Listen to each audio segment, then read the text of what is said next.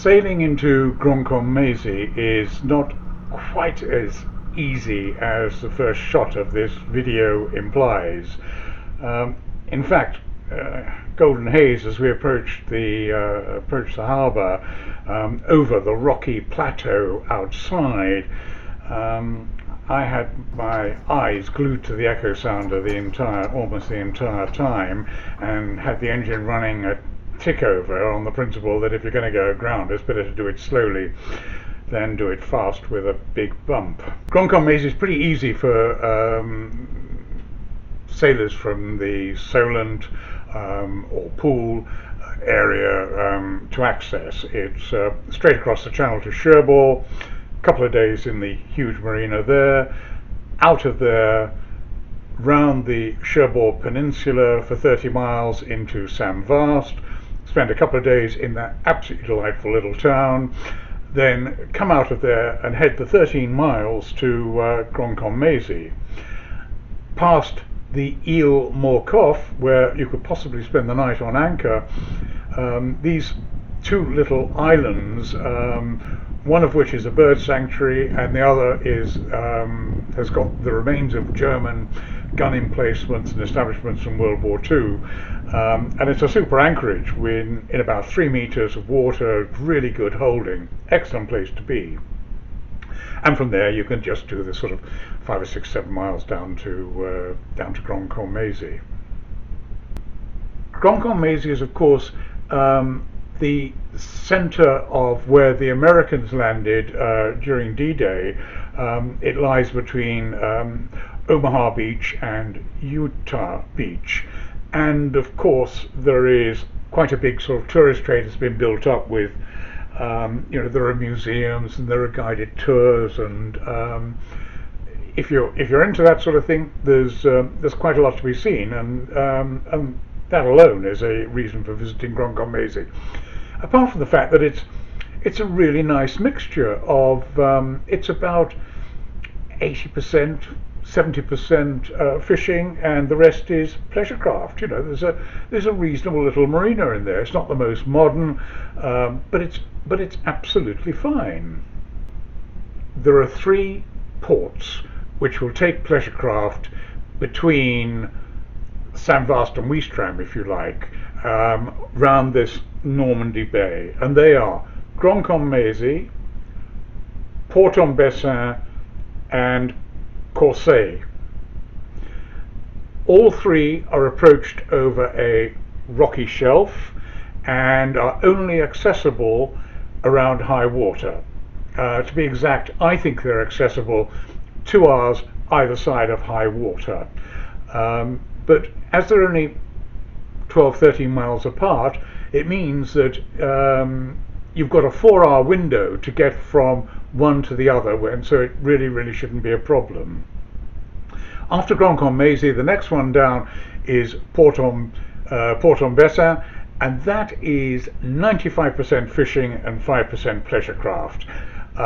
They have a pontoon there where you can tie up to for the night. It's meant to accommodate 8 boats, but I think you'll find sometimes that you have to raft up. But that's not the end of the world. But it is there as a stepping stone. It is the next stepping stone down. It's approached over a rocky shelf in exactly the same way. You go through a big outer harbour, a drying outer harbour area, through there, into a channel, through the lock, and immediately through the lock, on the right, is this pontoon, and you tie up there. When you go up the gangway from the pontoon onto the roadside, just across the road on the right, there's a little supermarket place where you can get groceries and stuff for the boat. All the way down the quay are bars and restaurants and cafes and so on, and it's a nice enough place to visit. It's not rough or anything. It is a fishing port with a few berths for pleasure yachts rather than a marina. So it is, to be fair to it, the closest place to Bayeux and the tapestry and all that. But personally, I would wait until you get to the next port down, which is Courseulles, and go in there. You come out of Porton Bessa 2 hours before high water. You've got the 4-hour window to get down to Courseulles, cross the rocky shelf, and through the lock gates and into their harbour, and you tie up in their marina. Not very big, but at the same time it is a proper marina geared to mainly to the French boating industry. I mean, lots of French boats visit this place, and it's the place to visit Juno Beach from, which is where the Brits did most of their D-Day, British forces did most of their D-Day landings. And it's also, I think, the place to leave the boat to go and visit Bayeux Tapestry as well. Back to Grandcamp Maisy and the questions of getting in there. There are tidal charts available on the internet for all these ports. There's a site called Tide Charts, which is very good indeed and has a nice graphic design showing you at this moment in time what the state of the tide is, how much it's rising and so on, and you can do all your RYA interpolations from there. I use Tides Near Me on my phone. It's an app which actually gives me the information I actually need. You can say about all these ports that you can get into them, whether it's spring or neap tides, you can get into them 2 hours before high water and 2 hours after. You can, of course, do the interpolations and get in earlier or later, but frankly, 2 hours is a really good rule of thumb. The other rule of thumb about it is you don't want to be going into any of these ports if there is a northerly wind from the northeast round to the northwest of more than force 4, 5, 4, because it builds up a swell. And it'll build up quite a swell because it's obviously all shallowing into there, so the swell builds up, and the last thing you want in the world is to be bashing your keel down onto the rocks on the approach because of the swell. So be advised, you do need to look at the weather. There is nothing to be afraid of if you do get caught out, because Ouistreham is from Courseulles is only 15 miles from Portombressa, 20 miles from Grandcamp Maisy, 30 miles. So at worst, 30 miles away is Ouistreham, which is a major port. It's got a huge entrance channel with posts on either side. Brittany ferries go in and out, and most importantly, outside the lock gates there is a waiting pontoon, and so you can tie up at that pontoon at any state of the tide and wait for the lock gates to open. I'm making a video about Ouistreham, which I'll release shortly, and that'll tell you all about it. But your port of refuge, should you be caught out by weather cruising this Normandy Bay, Ouistreham is your port of refuge. You just head for there and you'll get in whatever the weather's like, and you'll get in night or day. It's really, really easy. So, back to Grandcamp Maisy. You've decided to make the entrance up to 2 hours or after high water, 2 hours before or after high water, and you approach it. There are 4 north cardinal buoys around the outside of the rocky shelf, and you head in on a bearing of 146 towards the harbour entrance. The fishing boats, interestingly, use this track. The big fishing boats use this track, so I think it is a track that is worth trying to observe. As you approach, there are 3 red posts on the left-hand side to port, which you leave to port, and there is just one near the first of the breakwater walls to starboard.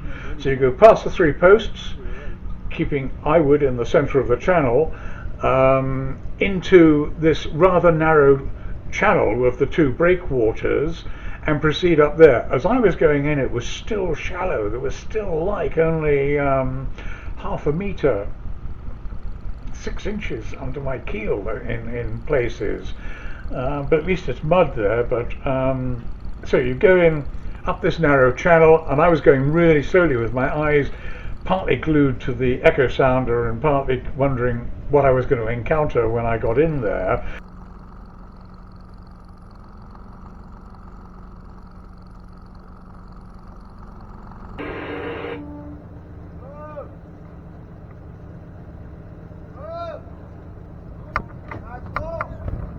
Okay.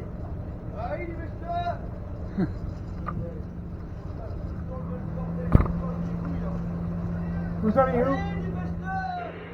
And this this large fishing boat came up behind me and suggested in French that I get a move on. So I duly did. I sped up. I apologised and sped up a bit, and got myself into the through the lock gates and into the marina part. The fishing boat went straight ahead to the big building and the quayside, which is the fish auction house, to unload their catch. And I went past. There's a sort of marina. There's a sort of pontoon thing on the right immediately. But if you go up there and then hang a right and head towards the centre of the pontoon sticking out, that's the visitors' pontoon. Probably worth calling them on VHF Channel 9 as you approach, whether or not they speak English, so they know you're coming in. I'd called them on VHF 9, and as I was trying to tie up to the end of the pontoon on the T-piece, the marina manager arrived and said, "Will I please desist?" because he'd had a phone call on a French boat coming in and reserved that T-piece as they were going to dinner that night, and would I go in the berth next door. So yes, I didn't tie up there. I duly went ahead and got myself bid off to port, and then went back astern into this berth with no problem at all. There were no currents running around the marina, or no major currents at all. In St Vaast I'd had a problem parking up because at 2 hours before high water there'd been tidal streams, tide sort of whizzing around the harbour, and I'd had a problem parking up ahead. I was able to park up astern easily with no problem at all in Grandcamp Maisy, so that's absolutely fine. So I reversed into the side, tied up, plugged into the electricity, and then you walk up the pontoon to go ashore. You walk up the passerelle onto the road, and just off to the right, if you go across the road and to your right, there is a little superette type, little shop supermarket place. Straight across the road there's a takeaway. I'm not sure it's kebab or pizza. I've got a feeling it's pizza, but there's a takeaway across the road and another very inexpensive little restaurant. If you then go left and walk up towards the Fish Quay building, which is on the left-hand side, it's the auction house for the Fish Quay. At the end of it, on the roadside, there's a door, and if you go in there and up to the first floor, that's where the marina office is, and you fill in your forms and pay your marina fee, which interestingly and amusingly is slightly more expensive than St Vaast and indeed Cherbourg for facilities which they're fine, but it is slightly more expensive. But I guess it's not, it isn't a pleasure boat marina, it's more a fishing port. So they're very nice. Having done that, go downstairs, back down to the street, turn left, and walk across the next road, and there's a very nice restaurant immediately opposite. If you want to eat there that evening, you probably need to go in and reserve a table. I failed on the last visit a few weeks ago, and that was during COVID, because they were fully booked. So it's obviously a popular restaurant with the French. There's also a gourmet restaurant the other side on the beach, or near the beach, which is apparently quite famous, but yeah, I'm not really into gourmet food. I just want a nice meal, or I just don't want to cook in the boat sometimes. So the restaurant across the road from there is excellent. You are, of course, next door to, well, right between Omaha Beach and Utah Beach, and it's a good opportunity to visit these American invasion sites. You really wonder how the Americans got ashore. It's a pretty tough landing area all the way around there. But anyway, there's quite a tourist trade has been built up, so there are museums to visit and there are guided tours and things like that. And that's Grandcamp Maisy, really. Next port down, as I say, is Porton Bessa. You get there by, you've got this 4-hour tidal window. You leave Grandcamp Maisy at 2 hours before high water, or if the harbour office says, you know, it's safe for you with the way the tides are working to leave earlier, take their advice. That's what I did. And it'll be right. You know, these are seamen, these guys. They know what they're talking about. But anyway, you've got a 4-hour window to get yourself down to Porton Bessa, which is as I described. This is the beginning of a really nice cruise view down this Normandy Bay. Normandy is a lovely department of France. The people are nice. The Bayeux tapestry is there, which you're going to visit from Courseulles.